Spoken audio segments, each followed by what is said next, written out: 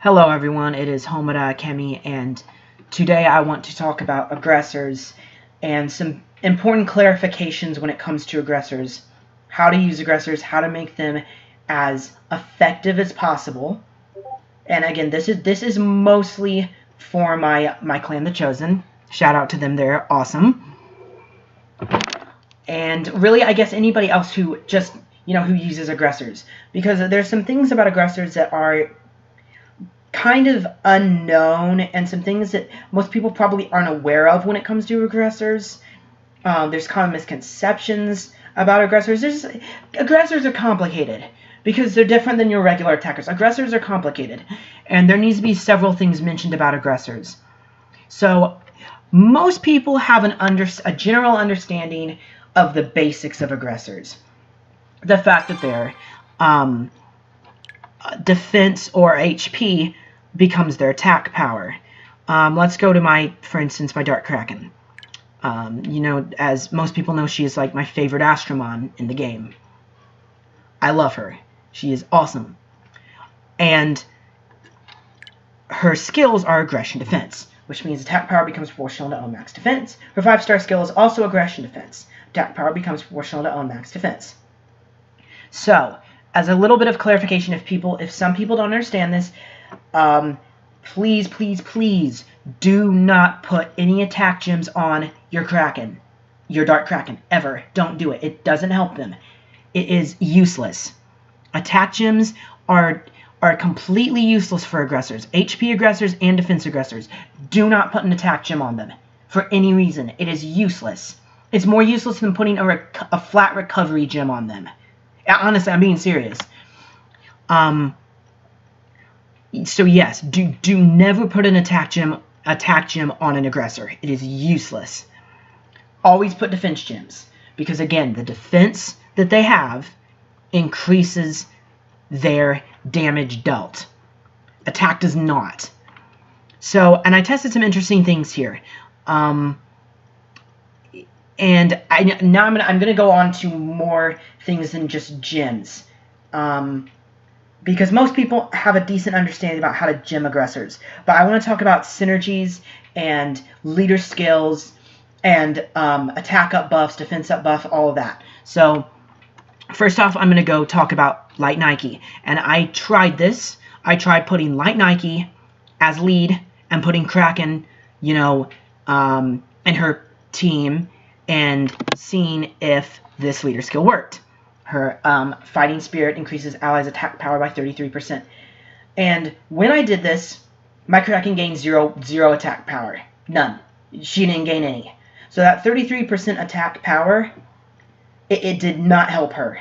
It did not help my Kraken. It did nothing. So please, if you want your aggressors to deal more damage, please do not put them under an attack lead. It will not help them at all. They will not do more damage. It's the same thing as putting an attack gem on them. It doesn't help them. So do not use an attack lead and then put an aggressor behind them and expect the aggressor to do more damage. It won't. It doesn't help them. However, I tried after this putting Dark Tina as lead, increased allies' defense by 34%, and putting my Kraken behind her.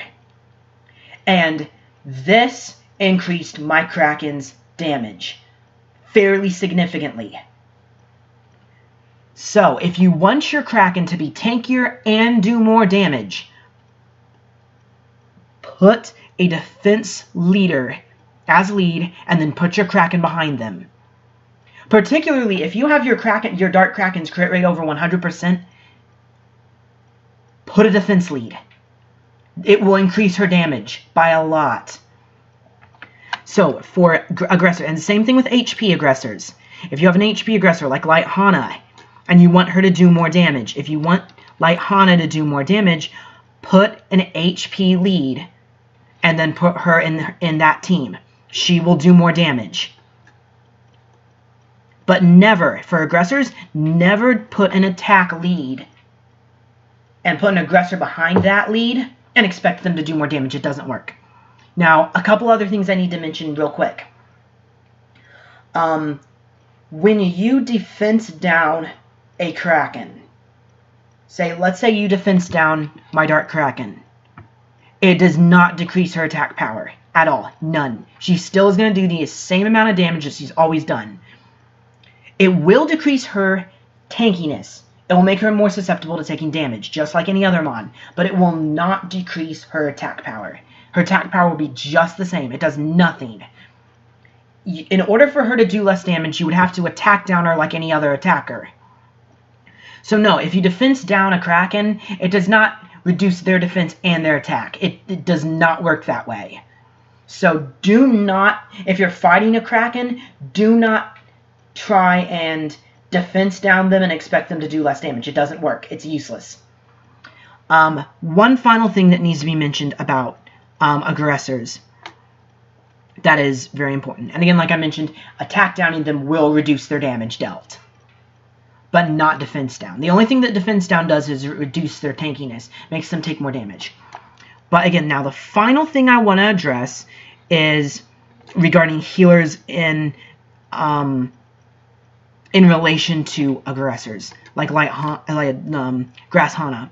Her 5-star skill is defense up. I tested this to see if her defense up leader skill, or her defense up 5-star skill, sorry, not leader skill, 5-star skill, increased my Kraken's damage. It did not. It did not increase her damage at all.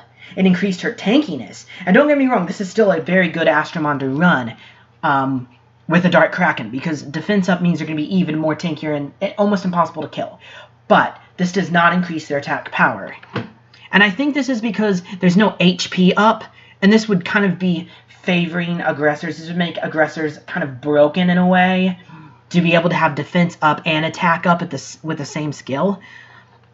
If you want your Kraken to do more damage, you know, than they're already doing with a healer, you'd want to use someone like Light Aphrodite or Dark Aphrodite, who does attack up. This will increase their attack.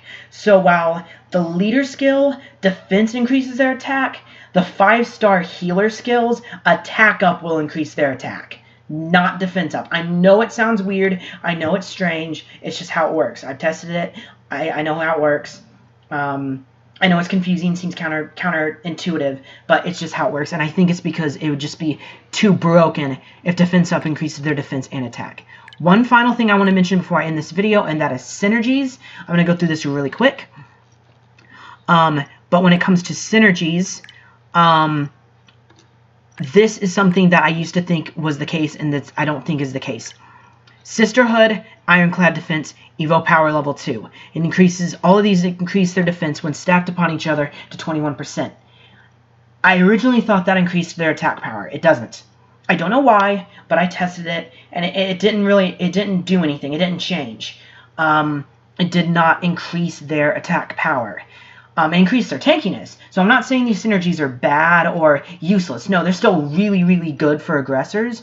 It still increases their tankiness and survivability. Makes them very hard to kill, but it does not increase their attack power. That's just one thing else I wanted to mention about synergies, because I used to think that these defense synergies would increase their attack power, the defense synergies. They do not.